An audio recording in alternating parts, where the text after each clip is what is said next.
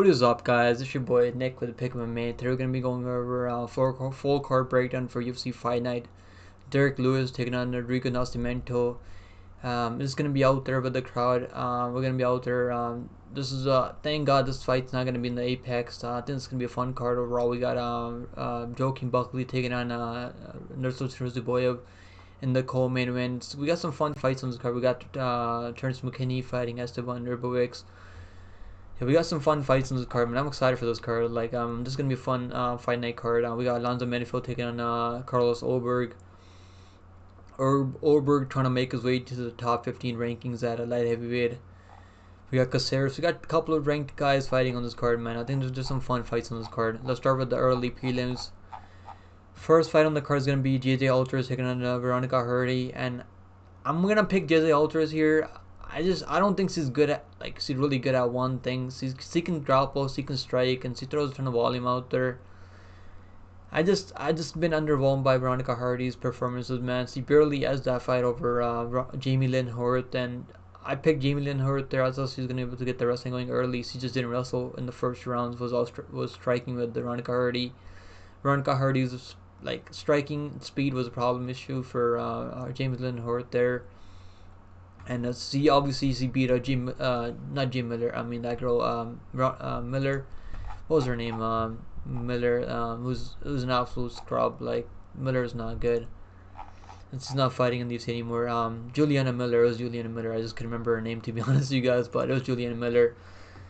Yeah, man. I'm just haven't been impressed with Veronica Hardy. Now she's been looking good out there. She's been going out there getting the job done, right? But I'm gonna take Aldrich. I think I'd like Aldrich as an underdog. I think she can pull this one off by decision. I'd like Aldrich by split decision, or I think this could be a close matchup. But I think she's gonna be. I don't know if she's gonna be the better striker. I know she's gonna have the better cardio because Veronica Hardy was looking tired in that third round against Jamie Lynn Hort.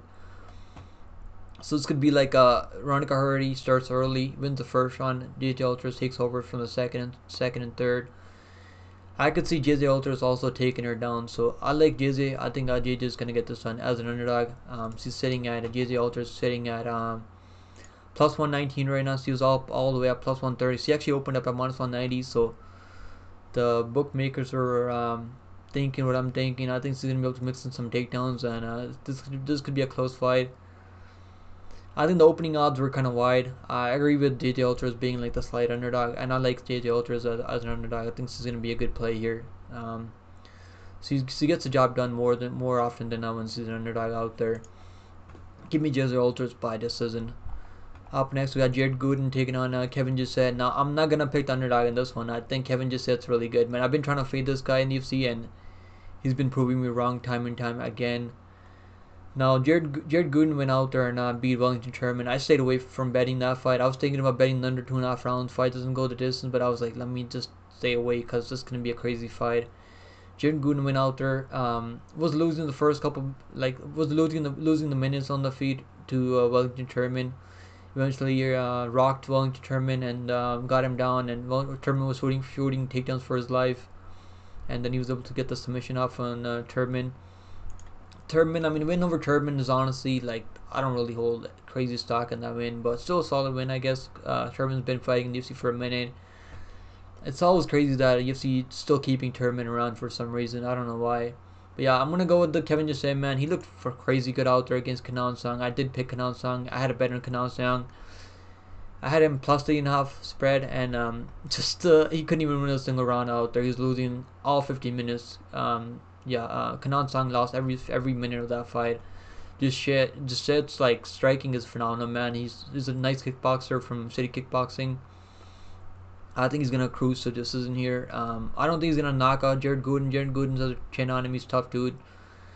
I think Kevin Jousset's gonna be just a step ahead of him in the striking, and I like Kevin Jousset by decision. I like that prop a lot.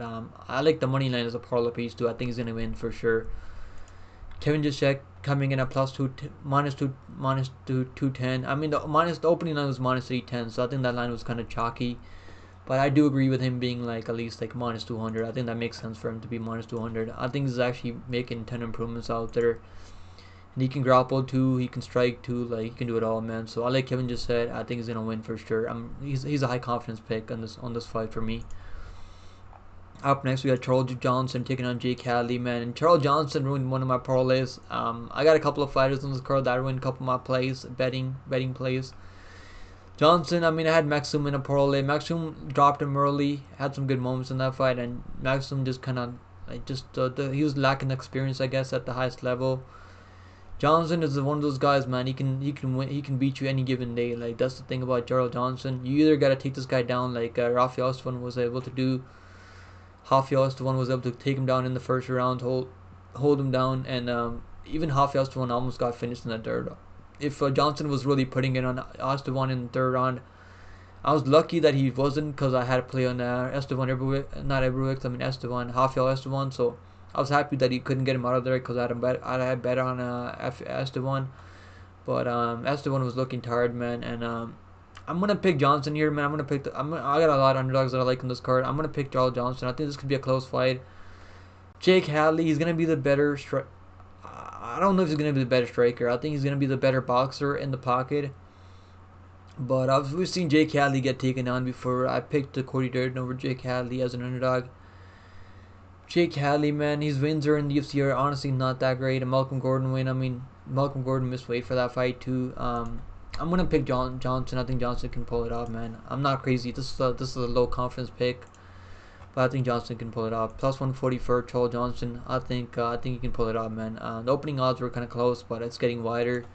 If I get him at like plus 200, I'll probably make like a half-unit bet on Charles Johnson by decision. Johnson by decision is a must play every time, because any given day you can steal close decision. And I don't think Jake Hadley's gonna be able to finish him, man. Johnson has solid durability. He has been taking damage lately, so we gotta eventually his chin's gonna fall off. But I don't think that it's gonna be happening in this fight. I'm gonna take Johnson by decision on the scorecards. I don't think he's a bad underdog on this card, to be honest. I might look at the decision prop for Johnson, because I don't see him finishing Hadley.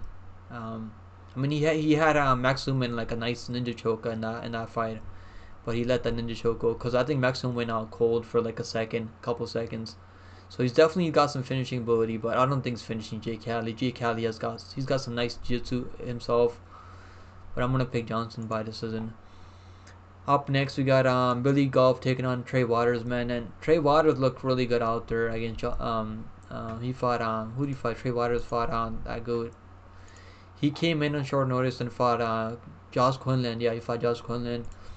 Looked pretty good out there against Josh Quinlan, man, and he's a tall, long, rangy striker, man. He's 6'5", with a crazy inch reach. I mean, he's got 77 inch reach, so he's got a lot of physicality out there fighting at a welterweight.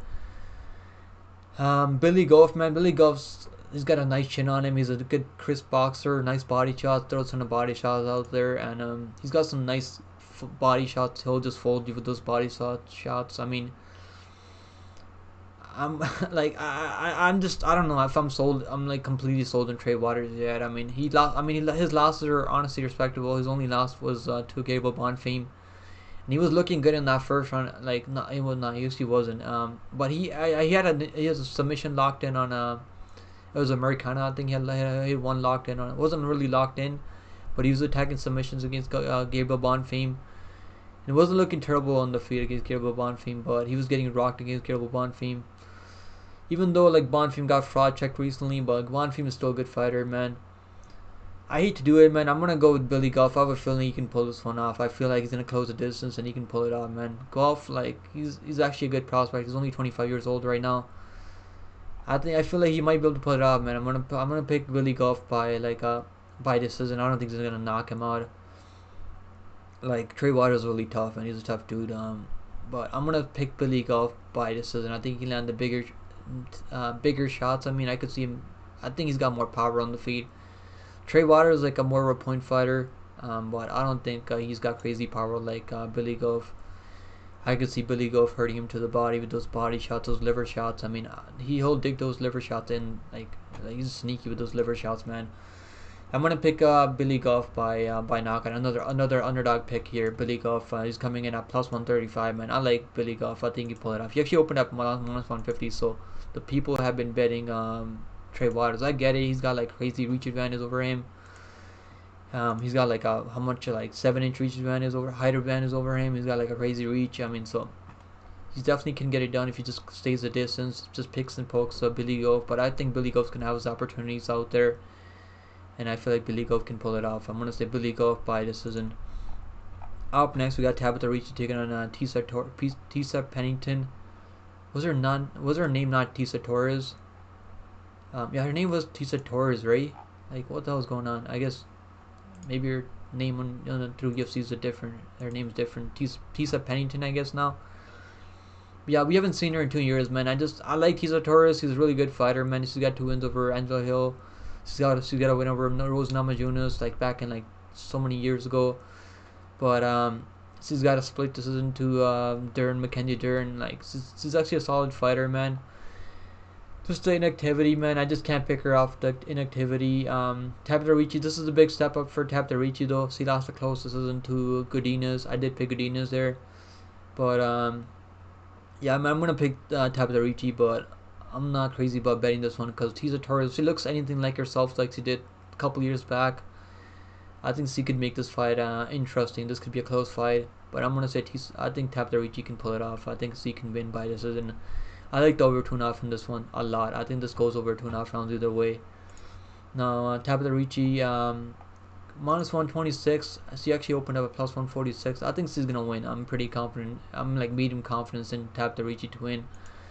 I think she's gonna throw enough volume out there. She's got good jiu-jitsu. She can definitely get some takedowns. But Tecia Torres is pretty physically strong, so I could maybe not see her getting the takedowns there. She's got a 61% takedown defense in UFC, but yeah, I'm gonna say Tabatha Ricci gets it done. She's got nice jiu-jitsu, so she's a black belt in Brazilian jiu-jitsu. Maybe a submission is live, but I'm gonna say decision because Tecia Torres she's a tough girl, man. Tecia Pennington, I guess I keep calling her Tecia Torres, but she's a tough girl, man. So I'm gonna say decision because I think it goes the distance. I like the over 2.5 in a parlay. I like Tabatha Ricci money line. I actually like her money line. The decision is gonna be plus money, but money line's not bad. Minus 126 for Tabatha Ricci.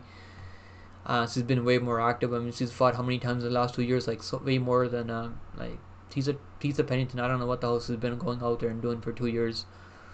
And she's getting up there in age. She's like 34 years old now. So yeah, she's actually almost 35, pushing 35. And Tabatha Ricci just about her in her prime right now. They're 29 years old for Tabatha Ricci.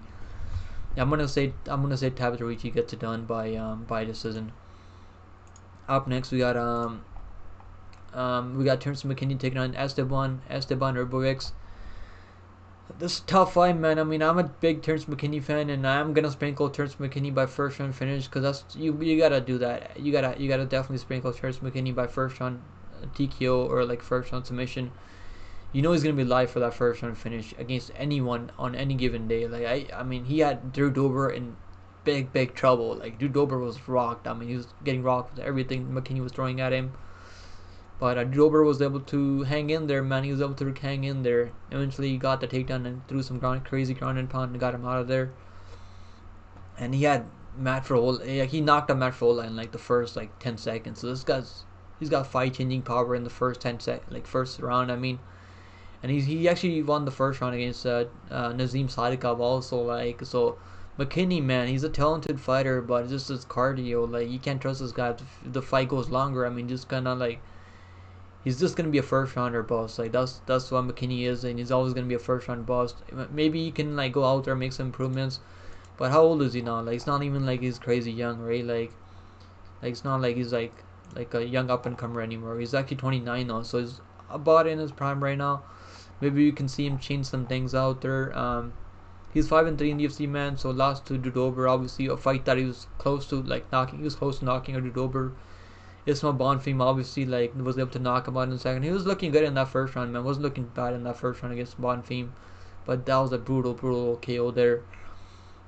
So all these fights, man, he could be undefeated in the UFC right now if he just didn't have the cardio problems out there. Just the cardio is a big issue for him, man. So that's the only reason I'm gonna pick Esteban Ribovics. But McKinney's actually super dangerous. He's gonna be live for a finish. I was thinking about maybe like McKinney finish only when the props drop, but if he doesn't get the first round finish himself, he's probably gonna get finished later. Or I think it's gonna be tough enough, but I could see Ribovics just getting some ground and pound off later because McKinney just kind of falls off a cliff in the second round. I mean, just kind of looks lost out there in the second, third round. And then Nazim Sadika was able to get the submission off. Like he's been getting finished in the second round way too often, right? So Bonfim was able to knock him on second round. Nazim Sadika was able to get him bottom there. He also got knocked out by Sean Woodson by a brutal flying knee like in the Contender Series. He's just the durability, man. Durability and fight IQ and the cardio is a problem for McKinney. I really want to pick him here. I just can't trust his durability and cardio past the first round. But I'm definitely gonna sprinkle the first round KO for McKinney. I think he's definitely gonna be live for first round against anyone, any given day. I just think Esteban Ribovics, I think, is a better fighter, better fight IQ, better. I don't want to say he's got better grappling than McKinney. McKinney, I mean, he's took down a first GM, took his back and subbed him right away. Like this guy can definitely like submit anyone any given day. We've seen Esteban Ribovics get taken down by Kemal Kirk and almost get his back taken for a majority of that fight. So McKinney is gonna be live for a first round submission or like a KO. Like I've been picking a lot of underdogs and I want to pick McKinney here, but I might end up changing my pick. I want to see how McKinney looks on the scales, but he's been looking great out there. I've been looking at his Instagram, and he's been looking pretty good out there, man.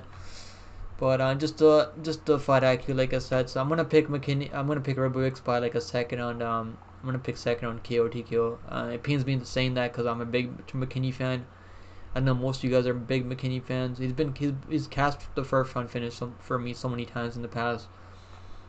I think Ribovics is tough enough, man. He's got better cardio, better volume on the feet. He's gonna be winning minutes for majority of this fight past the first round. But if he ends in the first round, it's gonna be McKinney getting the first round finish. So I will 100% sprinkle that first round finish for McKinney. It's probably gonna be like plus 600, plus 800, because the books they're probably gonna be onto it.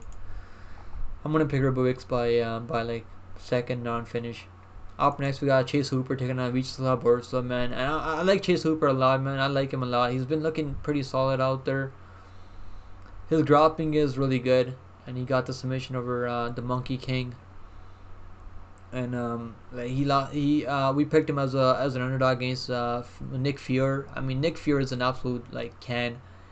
I don't know how people are picking Nick Fury in that spot. How people are betting Nick Fury. Only had like 5 fights to his name or 6 fights or something. Lost to Matuszewski, so people are thinking Nick Fury was actually really good out there. I don't think Nick Fury was ever that good. Like Hooper, I cast as an underdog. I cast for me as an underdog in that Nick Fury fight. He's good, man. But what I will say is like the Borshchev is like if he was fighting Borshchev like a couple of years ago, like a couple of months ago, a couple of years ago, I would pick Chase Hooper because of wrestling, because of grappling. But I am gonna pick Borshchev here by KO. Just striking is still a work in progress for Chase Hooper, man. His striking is still like he leaves a lot of openings out there. I think he's gonna be in trouble on the feet. But as long as this fight stays on the feet, he's gonna be in trouble, man. So I want to see Chase Hooper win, man. It'd be nice to see Chase Hooper win, but he's gonna be in trouble on the feet because Borshchev's striking is nasty, man. He's got some clean body shots. I mean, his fight with Nazim Sadikov was an absolute banger. That was the fight of the night. And I had a bet on Nazim Sadikov, and I think Nazim Sadikov sort of edged it out, but Borshchev was like landing some clean strikes on the feet. His combinations are beautiful to watch, man. I like watching Borshchev strike. He's one of my favorite strikers to watch at 155. I'm gonna pick Borshchev here by a knockout, but hopefully it's not too brutal, man. I want to see Chase Hooper not get knocked out like crazy. I mean, Steve Garcia was able to knock him out. Steve Garcia's got nice boxing. I mean, nice striking. He's dangerous too. But Steve Garcia fights at 145. And yeah, Steve Garcia fights at 145, man. If you're getting knocked out by Steve Garcia, just getting ran through by Steve Garcia, like that's. I'm not gonna say that's not the best look because Steve Garcia's got nice power and he's a good striker. Borshchev, I just think Borshchev is just a better striker than Steve Garcia. He's a better technical striker than Steve Garcia. Now, Chase Hooper can get some. If he gets the takedowns, he could get a submission out, man. I mean, that's definitely live on the table. I have a feeling that Borshchev is going to be working on that part of his game. He's going to be working on that grappling. He's going to be. He's trains at Team Alpha Male, so You know he's been working on that grappling. He lost the fight to Mike Davis. He got grappled, got dominated on the mats. We've seen him get taken down a lot, man, recently. So that could be an issue for Borshchev. But I have a feeling that on the feet, I mean, every round starts on the feet, and I think Borshchev is gonna be live for a KO. So I like Borshchev here. I like him. Like I'm like medium to high confident that Borshchev, as long as he keeps it standing, I think he's gonna win. Plus 185 for Borshchev. I'm gonna look at the KO prop for Borshchev, because if he wins, it's gonna be by KO. I don't think he's gonna win by decision here. If he gets the striking going, he's gonna knock out Chase Hooper, man. I mean, Chase Hooper has been finished a couple of times recently, so. But if he gets taken on, I could see Borshchev just outstriking him on the feet and winning minutes, and then Chase Hooper getting some takedowns and not being able to get the submission up. Then Borshchev wins by decision. So I could see that happening. But I think Borshchev's gonna be good. I mean, he knocked out a Macharte. Like this guy's, I had him as a official player there against Macharte, and he was able to get the second on KO like we predicted. I think Borshchev's like is a good parlay piece in this card. I don't mind the line. -185 for Borshchev. I don't hate the line, to be honest. Up next we got Waldo Cortes-Acosta taking on Ribovics Despaigne. I am gonna pick Despaigne, man. I'm gonna believe in the hype. And Costa kind of let us. I mean, I had him in a parlay. I had him in 18 parlay with Sean O'Malley the next week. I think it was like during the same month. So I had Waldo Cortes-Acosta against Andrei Arlovsky, and he just was not looking good out there, man. Arlovsky's he's a veteran, so I guess it is what it is. But he was getting outstruck in some moments out there. But the only reason he won the fight was because he was landing with more impact. But he's not gonna be fighting a guy that's 45, 50 years old, 55 years old. Like Andrei Arlovsky is like fucking 100 years old out there. Like he's gonna be fighting Despaigne, man. Cuban, Taekwondo Olympian. Despaigne, I'm gonna pick Despaigne. I think he's gonna run through him, man. I think he's gonna be a first round KO. Waldo Cortes, he's got his chin on him, and he's like he'll check some leg kicks and stuff. Like no, he actually doesn't check leg kicks. I mean, De Lima was able to like knock him down also, and was able to grapple him. And yeah, I mean, I did pick De Lima there. I did pick De Lima there. I think Despaigne, the only worry about Despaigne is his cardio, man. If he goes to past the first round, we haven't really seen him go past the first round. So how is he gonna look out there if he gets tired? If he puts it on the Cortes-Acosta, and Cortes-Acosta hangs in there, takes the early damage. I mean, how's Despaigne gonna look past the first round? We don't know because we haven't seen it. I mean, I've seen his fight in Cage Free FC. That's where he got signed. He got signed like 5 minutes later after that fight. I was live during that fight card in Cage Free FC. He fought that guy Miles Banks, I think, and I had him as my play. I had a bet on him at -120. He was like even money there, and he came through for us big time. I picked him by like a first round knockout there, and he was able to go out there and get the first round knockout. But we haven't seen his cardio tested. I mean, hopefully Cortes-Acosta can go out there. Hopefully his chin holds up, so we can see how Despaigne looks past the first round. But I don't think it's gonna happen. I think Despaigne is way too dangerous. I'm gonna pick Despaigne by KO. I think we're gonna see another first round KO here. I think that's what the UFC is hoping for. They're giving him someone that's gonna be striking with him. That's what the UFC matchmakers are doing here. Cortes-Acosta is not going to be shooting takedowns out there. Like, we know that for a fact. We haven't seen him ever shoot a takedown out there. It would be smart for him to shoot a takedown. I mean, why not go out there shoot a takedown? Why would you strike with this guy who's got crazy power, has got so much Taekwondo experience? Even though he's only got 5 fights in his career, he's got like over like 50, 60 fights in Taekwondo. And he's not the youngest guy out there. Like, he's 36 years old, so his time is now. They're trying to build him up. They're trying to get him up the rankings. I mean, this is a big step up from Josh Brazen, though. I'll say that much right now. I think Despaigne gonna get it done by first round KO, though. Despaigne by money line. I mean, what's the money line? Despaigne. I'm just curious. -170 for Despaigne. The action's been going on Cortes-Acosta. I get it. I mean, the line should not be like Acosta should not be +200 because we have seen Cortes-Acosta go out there win decisions. We've seen him knock people out. So Cortes-Acosta can definitely catch him clean too, but it's not like it can't happen.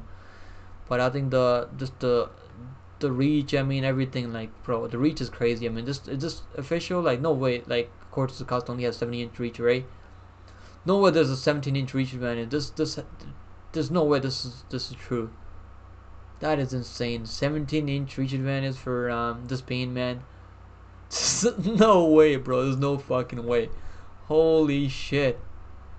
Is that the biggest reach differential we've seen in the UFC yet? Probably, right? I mean, I don't remember any time we've seen 17-inch reach advantage. Bro, there's no way. I think his reach is actually 84 inches, so still like 14-inch reach advantage is crazy. There's no way his reach is actually 87. Bro, John Jones reaches like 84 inches, I think. That's insane. I think this Spain's by first round KO. I don't know if I'll parlay him. I just don't want to see him pass the first round. I'm gonna play the first round KO over Spain. I think the KO is gonna be his money line pretty much. Cause I don't think this fight's gonna go past the first round and a half. Alright guys, up next we got Alex Caceres taking on Sean Woodson, man. I'm gonna pick Sean Woodson here. I did fade him, Sean Woodson against Charles Jourdain. Bro, Woodson looked great out there, man. Woodson looked great out there. He's had some iffy fights in the UFC recently, like that. I think his iffy fight that I was talking about. The reason I picked Jourdain because I felt like Jourdain might be up the club and sub him, but it was that which fight was it? It was that Luis Saldana fight, yeah, where he got dropped a couple of times. Just, like Saldana almost had him out cold a couple of times, and then Saldana's got some of the worst fight IQ. Soccer kicked him in the face a couple of times trying to finish him. Got way too overjealous. So they called it like Sean Woodson was actually doing good out there in the early round, so they called it a draw because they took a point off from Saldana.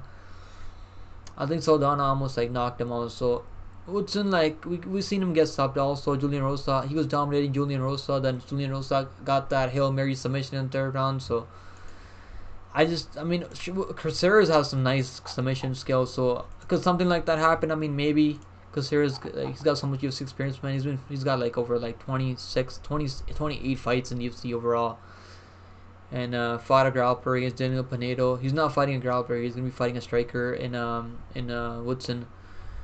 I just think the reach advantage, I mean, Caceres actually looked good, man. He had kicked Julian Rosa like in the first round. Crazy. We don't normally see him go out there and knock people out in the first round. Like. I mean, he's fought everyone. I mean, fought Yara Faber. I mean, Jai Rodriguez. I mean, but I'm gonna pick Woodson. I think Woodson's gonna get this done. I'm like confident Woodson. I think he's gonna be able to keep the range and defend the takedowns. He's got nice takedown defense. Like it's not like his takedown defense is bad. 84% takedown defense. I think that's a solid takedown defense there. And just the height and the physicality, man. I mean, he's a good boxer, so. I like Woodson. I like him a ton here. I think he's gonna get this. I think this is a good parlay piece. Woodson at minus 185. I think that's a solid parlay piece. I mean, the line's actually opened up at even money. I mean, if you like Caceres, I would look at like a submission, like a Hail Mary submission, because I don't see him knocking out Woodson. I think Woodson's gonna get this done by decision. I think Woodson gets it done by decision because Caceres is really tough, man. All right, guys. Up next we got Alonzo Menifield taking on Carlos Ulberg, man. I mean, this is gonna be a fun fight. This is gonna be a crazy fight. Alonzo Menifield, I mean, he went out there and beat a Justin Jacoby, former Glory kickboxer. Looked pretty good out there, man. He was losing minutes in that fight, but he was able to get the knockdowns in the second and third round. He almost had Justin Jacoby like out cold a couple of times during those knockdowns. He looked good out there, man. I mean, it feels like he's got a nice chin on him. I like his durability. But in this fight, I feel like Ulberg is getting better, man. But his fight with Down Jung, I had him in a parlay there, and I wasn't like crazy. I was like, holy shit, bro, this fight is way too close. I thought he was gonna go out there and run through Down Jung, and he was not. He didn't go out there and run through Down Jung, which is, I mean, he got the submission in third round, so which is a nice wrinkle to his game, I guess. We see him get submission now in the UFC, so not bad, I guess. Still finished the fight, but I'm staying away from this one, man. I mean, 2-1. I mean, I think the odds make sense for Ulberg. I think he's gonna be the far better striker. He's gonna be much quicker. He's gonna have the speed advantage here. He's gonna be better. He's gonna be throwing better combinations out there.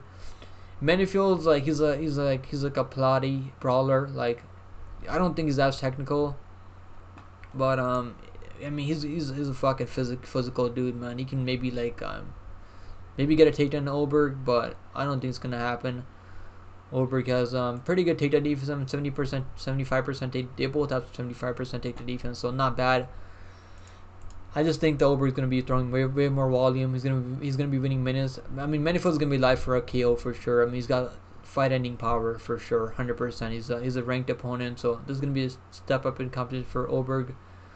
I just don't think Ulberg is as chinny as Justin Jacoby. Ulberg, I mean, he's been chinned before, so it's not like it can't happen. He was beating up Kennedy Chukwu, and he got absolutely chin checked in that third round against Kennedy Chukwu. I mean, whatever his name is. So can something like that happen? I mean, maybe it's. I mean, it's big boys, right? We got light heavyweights fighting, so anything can happen at this weight class. I am gonna pick Ulberg by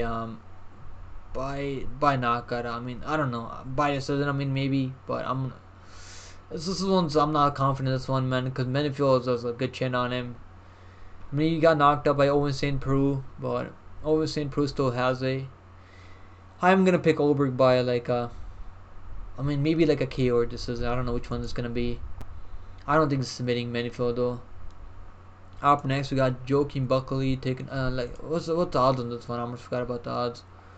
Ulberg coming in at minus 200. Yeah, so I mean, I'm not crazy about betting that line, man. I'm gonna stay away from that one because this is gonna be a tough fight. I think Menifield's gonna be out there throwing big punches out back at Ulberg. I mean. This is not gonna be Down Jung, or it's not gonna be the like Tecia, like who don't have a lot of firepower. I'm gonna pick Ulberg by like a second on KO TKO, but I'm not really confident in that pick there. Up next, we got welterweights going at it. I mean, we got Joaquin Buckley, who's looked pretty good. I mean, he's undefeated at a 170 right now. Went out there and chin checked Andre Fialho. Then he went out there and beat up Alex Morono. Then he went out there, made Vicente Luque quit out there. And I did have Vicente Luque as my lock. Probably one of the worst locks I picked because normally you never want to see a guy out there and quit. I did not expect Luque to go out there and just quit in that fight. And Buckley, credit to Buckley, he looked good out there. But that's not the best look. That's not the Luque that I remember in the past. But Luque is completely washed. I think we gotta accept that now. Buckley's been going out there getting the job done, right? But we have seen him get knocked out at middleweight, and this is a former middleweight that he's gonna be fighting. They're both former middleweights, so these guys are both 185ers that have moved down to 185. This is gonna be Ruziboev's debut at 185 in the UFC, so we're gonna see how he looks at 185, cutting down to 170. I mean, let's see how it looks out there, but I'm leaning towards the underdog because I'm not really crazy confident on Buckley. I think he's getting kind of overvalued now. I mean, I wouldn't really say he's not getting overvalued because he did beat a good competition in Vicente Luque. Got the knockout in the second round. That was a really weird fight. Luque just kind of like, I mean, Buckley went out there, got the job done. Like, credit to Buckley, but Luque just kind of quit out. Just looked like he really didn't want to be out there fighting in that fight. Ruziboev, man, I mean, he hasn't really beat the competition that Buckley has been beating in the UFC recently. So, but I like Ruziboev as an underdog. I think he can pull it off. I like the grappling. I like the striking for Ruziboev. He's got big reach advantage. He's got knockout power. I'm gonna pick Ruziboev by like a KO TKO. I think he can probably get like a KO TKO here. Buckley's got nice striking though, so could be a competitive back and forth fight. But I'm gonna lean with the underdog, Nursulton Ruziboev. I think he's gonna be able to use the physicality. He's got a big reach advantage over Buckley. Yeah, he's like 6'5", so he's gonna be way bigger than Buckley here, and I think he's gonna have a reach advantage over Buckley too. Buckley has long arms. I mean, for 5'10" though, to be fair, but I'm gonna go with Ruziboev. I think Ruziboev can pull it off. Ruziboev by knockout. I'm in second on knockout for Ruziboev. I think you can catch him. Ruziboev. I mean, in that fight against, I'll say one thing about Ruziboev. In that Demas fight, he poked him in the eye, to be fair, so obviously you don't want to see someone getting a knockout of the poking their opponents in the eye. But that sucks for Rodriguez Demas, to be fair, but he does have a solid win. I mean, knocked out Bruno Ferreira, which is a solid win. But this is going to be the best guy that he's fighting in the UFC by a mile, so we're going to see what kind of level Ruziboev is really on. Now, we're going to find out right here. But Ruziboev plus 130 for Ruziboev, man. I'm gonna lean with the Ruziboev. I think can maybe pull it off. The lines are close for a reason, but I'm gonna lean with the underdog Ruziboev here. Alright guys, we got we got the heavyweight action now. We got Derrick Lewis taking out Nascimento. Give me Derrick Lewis, man. I just haven't been impressed with Nascimento. I just think he's kind of just a decision merchant at heavyweight. He's gonna have better jiu-jitsu, so if he does get the wrestling going, gets the grappling going, he could probably get a submission. So I would not be shocked if he goes out there, gets the grappling going, gets a submission. I don't know, man. I've been kind of underwhelmed by Nascimento's performance. So I did have him as my lock of the week against Dante Mays on that Brazil card, and he went out there. I was expecting him to take down Dante Mays, and he couldn't get a single takedown in that fight, which is not the best look. I mean, he outstruck Dante Mays because Dante Mays wasn't doing enough out there. But that was a very back and forth competitive fight. Went out there, barely beat Ilir Latifi. I mean, Ilir Latifi was taking him down every round too. Barely beat Tanner Boser. I mean, he's barely edging these fights. Got knocked up by Chris Dawkins. If Chris Dawkins is knocking you out, man, I think Derrick Lewis only needs to land one punch to knock him out. I'm gonna pick Derrick Lewis. I think Derrick Lewis is gonna get it done in St. Louis, man. He's gonna get a big knockout probably in the first 2 rounds. I'm gonna say first round knockout for Derrick Lewis. I think he's not gonna respect Nascimento's firepower coming back his way. And I don't think Nascimento is going to be able to get the takedowns that he thinks he's going to go out there and get. I'm going to pick Lewis by first round KO. I think he's going to get the first round KO here. I like Lewis here a lot. I'm going to play the KO prop for Lewis. I think he's going to be live for it. He's got like 14 KOs in UFC history. Like in UFC, most knockouts at heavyweight right now. He's actually got like 14 wins by knockout. I mean, 78% wins by knockout. Knocked out Marcos Rogerio de Lima, who's a pretty durable guy. I mean, de Lima was never knocked out before that fight. And that was his first knockout loss ever, like in the UFC. I mean, he's knocked out in the past, but that was his first knockout loss in like so long. Yeah, this guy. I mean, he just absolutely ran at De Lima and absolutely threw that like crazy flying knee, and knocked out De Lima's teeth out. I mean, De Lima was like out there collecting his teeth after. And he really put in De Lima, man. I think De Lima would beat the shit out of Nascimento, to be fair. I think it'd absolutely TK. I think De Lima would knock out Nascimento. I mean, he does have some, like, if he wins, I mean, if he loses, I mean, Sergey Spivak, I mean, he's got nice grappling, though, to be fair. Sergey Pavlovich, I mean, not the worst loss there. Tai Tuivasa, that was kind of weird, man. Tuivasa's got a nice chin on him, though, to be fair. Has been over Chris Dawkins, so they have a common opponent there. Chris Curtis. I mean, that uppercut that he landed Chris Curtis was crazy, man. I mean, he's losing minutes in that fight. And then Curtis shot a takedown from like a mile away and ran into the uppercut. So like Derrick Lewis is not just up like a plotter heavyweight. He's got nice setups too. Like he'll wait for his opportunities to knock you out, and I think he's gonna be able to set up one of those knockout punches on Nascimento. So we're gonna pick Derrick Lewis by knockout. Minus 160 for Derrick Lewis. I mean, the opening lines were crazy. If you got on the opening lines, I mean, fucking great line. Minus 110 for Derrick Lewis. And those are some solid lines. I'm going to see where the line goes, and maybe if it bounces back to like minus 120, minus 110. And then the KO should be plus money. I like the KO for Derrick Lewis. I think his KO is basically his money line. I mean, can he go out there and win decision? I mean, it's going to be a 5-round fight. I don't think this is going to be able to. I don't think this fight's going to go the distance. And I don't think Nascimento has the. He's as explosive as Jousset and Maeda, to be fair. So I think yeah, we have seen Nascimento get knocked out before. It's not like he got knocked out by Chris Dawkins, right? And he doesn't have the wins in UFC 2. I mean, he's got 2 wins over Dante Mays. I mean, then 2 split decision wins over 1 win over Tanner Boser, Latifi. Like, you should be going out there beating these guys if you're gonna go out there. If you're like really that heavyweight. I mean, he's only 31 years old, so he can maybe look really good out there this fight. And Lewis is getting up there, and he's 39 years old. He's almost pushing 40, so maybe this is a time when we say Derrick Lewis slow down. But at heavyweight, I don't think it matters much at heavyweight. So those are the picks, guys. Hope you guys enjoyed this full card breakdown. So let me go with the picks. So we're gonna go with Derrick Lewis by KO TKO. We're gonna go with the Ruziboev by KO TKO. We're gonna go with the Ulberg by KO TKO. Woodson by decision.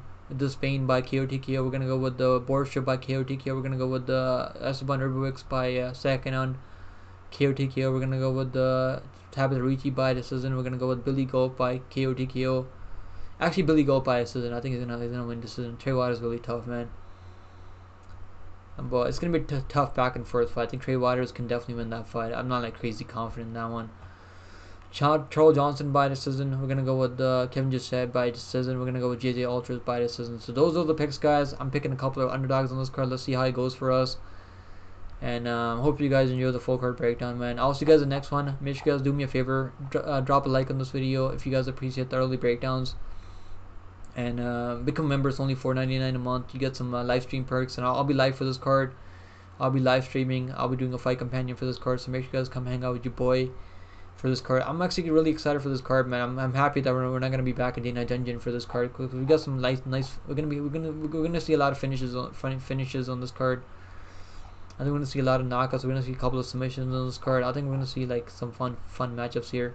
So guys, I'll see you guys in the next one, man. And yeah, I can't wait for UFC 301. It's gonna be fun, and let's see how the UFC 301 card goes for us. And I'll see you guys in the next one, man. Take it easy, guys, and best of luck on all your bets. And if you guys have any questions for me, just leave a comment. I'll reply to every comment. I usually reply to every comment out there. And I want to shout out all the members on the channel, man. We got like almost 50 members on the channel. I appreciate each one of you guys.